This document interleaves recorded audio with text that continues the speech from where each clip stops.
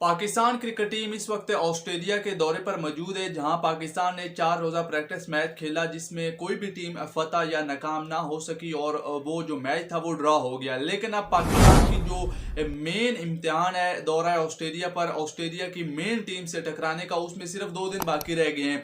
लेकिन जो शायकीन क्रिकेट सबसे ज़्यादा सवाल पूछ रहे हैं कि क्या रिजवान या सरफराज इनमें से कौन सा बैटर जो है वो या फिर विकेट कीपर पाकिस्तान की प्लेइंग 11 का हिस्सा होगा और किस खिलाड़ी को जो है वो बेंच किया जाएगा।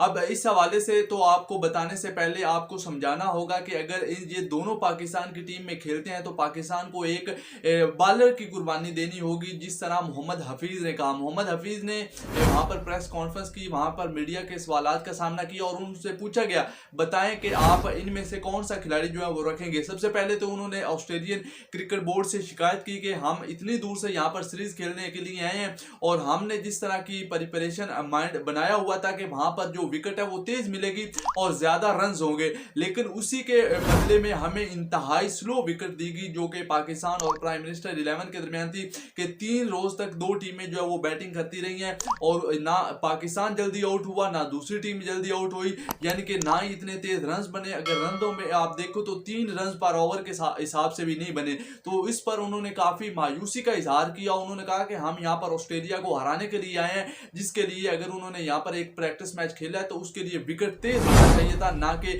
वही स्लो विकेट जो हमें आमतौर पर एशियाई कंडीशन में मिलता है। तो ये एक तो गिला उन्होंने किया और साथ साथ उन्होंने कहा, पूछा गया कि रिजवान और सरफराज दोनों में से कौन खेलेगा। अब अगर आप ऑस्ट्रेलिया के खिलाफ बैटिंग एवरेज देखो ना तो शायद रिजवान की बैटिंग एवरेज 34-35 के करीब है और सरफराज की जो बैटिंग एवरेज अगेंस्ट ऑस्ट्रेलिया है वो 44 की है। और स्ट्राइक रेट के एतबार से भी देखो तो सरफराज अहमद जो वो ऑस्ट्रेलिया के खिलाफ जो वो हामी है मोहम्मद रिजवान पर। शान मसूद ने भी पहले कंफर्म किया था कि सरफराज अहमद ही पाकिस्तान की प्लेइंग 11 का हिस्सा होंगे, रिजवान को आराम दिया जाएगा। लेकिन कल जब मोहम्मद हफीज से यह सवाल पूछा गया तो उन्होंने कहा कि अगर रिजवान बतौर विकेट कीपर खिलाड़ी नहीं टीम का हिस्सा बन सकते तो वो बतौर बैटर पाकिस्तान टीम का हिस्सा बन सकते हैं। यानी कि उन्होंने एक हिंट दिया है कि हम सरफराज अहमद और मोहम्मद रिजवान दोनों के भी साथ भी जा सकते हैं। लेकिन अगर पाकिस्तान क्रिकेट टीम इन दोनों विकेट कीपर को अपनी टीम में शामिल करती है तो फिर पाकिस्तान को एक बॉलर की कुर्बानी देना होगी। वो मैं आपको समझाता हूं।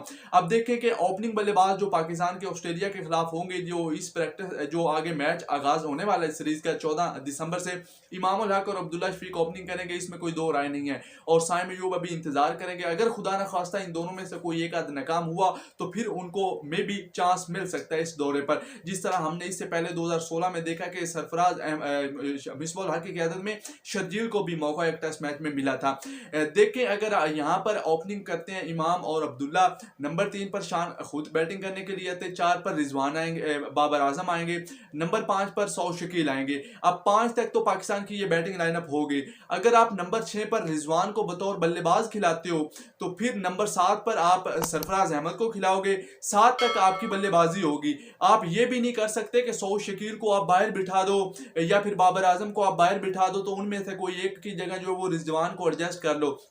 तो अगर रिजवान और सरफराज दोनों इकट्ठे खेलते हैं तो फिर एक बॉलर की कुर्बानी देना होगी। 7 तक बल्लेबाज और विकेट कीपर हो गए। उसके बाद साजिद खान आपने जो यहाँ से मंगवाया वो तो स्पिनर टीम में होगा, अबरार की जगह एक कन्फर्म है, 8 हो गए। उसके बाद आपने एक ऑलराउंडर भी टीम में शामिल करना है, चाहे वो आमिर जमाल हो चाहे फ़हीम हो, और मुझे ऐसा लग रहा है कि फ़हीम अशरफ के साथ ही टीम जाएगी क्योंकि उनका तजर्बा काफ़ी ज़्यादा है। तो फ़हीम अशरफ अगर होते हैं तो उसके बाद 9वीं पोजीशन पर फ़हीम हो गए, फिर 10 और 11 दो फास्ट बॉलर तो आप नहीं, शाहीन के साथ एक मीर हमजा या कोई इस तरह का होगा।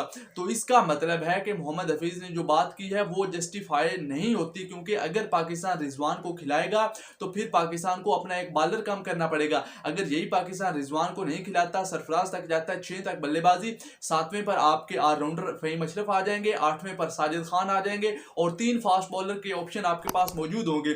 फिर आपके पास 3 फास्ट बॉलर, एक प्रॉपर ऑलराउंडर और एक स्पिनर होगा, फिर 5 बॉलिंग ऑप्शन आपके पास होंगे। लेकिन अगर आप रिजवान को ऐसे धक्का मुक्की में एडजस्ट करने की कोशिश करेंगे तो फिर आपका एक बॉलर जो है वो कम हो जाएगा। और आप ऐसे भी नहीं है कि आप सऊद शकील जिसने दौरा श्रीलंका में इतनी शानदार बैटिंग का मुजाहरा किया उसको बिठा दो या आप बाबर आजम को बिठा दो, ऐसा भी आप नहीं कर सकते। तो इसका मतलब है कि रिजवान और सरफराज दोनों में से कोई एक खेलेगा। अब ये कंफर्म नहीं है कि कौन खेलेगा, लेकिन सरफराज अहमद ने जो प्रैक्टिस मैच था उसमें शानदार 40 रन की इनिंग खेली थी, तो उसी की बदौलत मुझे लगता है कि शान मसूद बहुत ज्यादा उनका जो ऑप्शन है वो रिजवान से बेटर इस वक्त नजर जो सरफराज नजर आ रहे हैं। तो सरफराज अहमद पाकिस्तान की 11 का हिस्सा होंगे और इस तरह पाकिस्तान 3 फास्ट बॉलर, एक प्रॉपर ऑलराउंडर और एक स्पिनर के साथ मैदान में उतरेगा।